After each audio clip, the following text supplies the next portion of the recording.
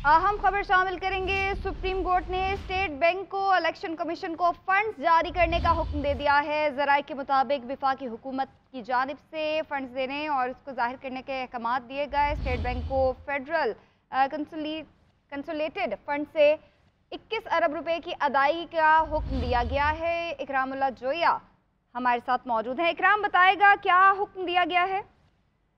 जी, वफाकी हुकूमत का इंचामर समात में जमा कराया गया तहरीरी मौक़िफ़ भी सामने आ गया है, जिसमें वफाकी हुकूमत ने अदालती अहकाम पर अमल कर दिया है। ये कहना था वफाकी हुकूमत का, इसमें कहा गया है जवाब में कि फेडरल कंसोलिडेटेड फंड से पैसे जारी करने के लिए एक्ट ऑफ पार्लियामेंट की ज़रूरत होती है। जवाब में मौक़िफ़ इख्तियार किया गया है कि एक्ट ऑफ पार्लियामेंट के लिए बिल पार्लियामान ने मुस्तरद कर दिया है।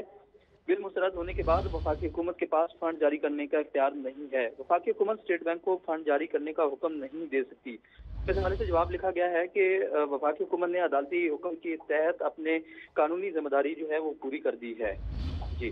अच्छा इकराम, ये भी बताएगा कि वफाकी हुकूमत की जानिब से भी तो माजरत की गई और तफसीलन ब्रीफ किया गया था अटॉर्नी जनरल की जानिब से कि क्यों नहीं वफाकी हुकूमत फंड्स दे सकती है, तो थोड़ा समात का अहवाल एक बार फिर से बताइए।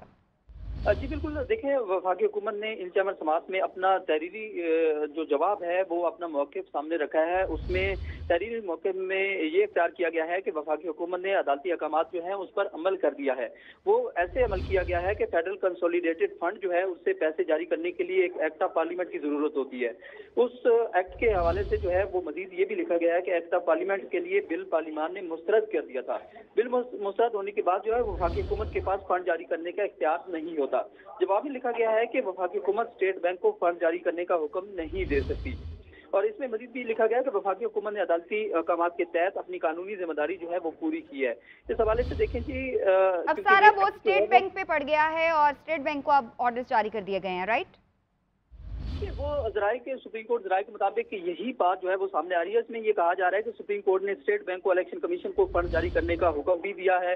ज़राए ये भी कह रहे हैं कि वफाकी हुकूमत की जानिब से फंड्स देने की तरफ से माजरत करने के बाद जो है वो अहकाम दिए गए हैं। और ये भी ज़राए की जानिब से कहा जा रहा है कि स्टेट बैंक को फेडरल कंसोलिडेटेड फंड से 21 अरब रुपए की अदायगी का हुक्म जो है वो सुप्रीम कोर्ट से दिया गया है।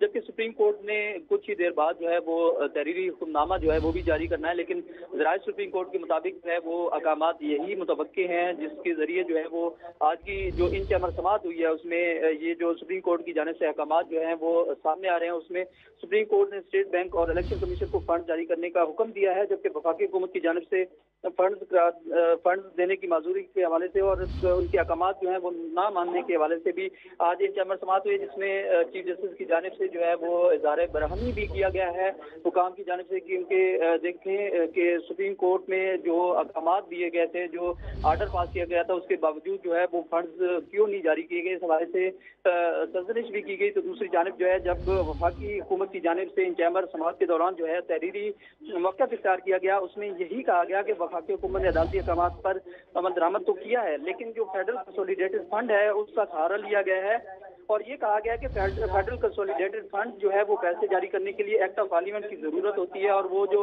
एक्ट है वो अभी तक पार्लियामेंट में जो है वो पेश किया गया था और एक्ट ऑफ पार्लियामान के लिए जो बिल पार्लियामान ने मुस्तरद कर दिया था। इस हवाले से जो वफाकी हुकूमत है वो फंड्स जारी करने के इख्तियारात नहीं रखती और वफाकी हुकूमत स्टेट बैंक को फंड्स जारी करने का भी नहीं कह सकती। ठीक है इकराम, बहुत शुक्रिया डिटेल बताने का।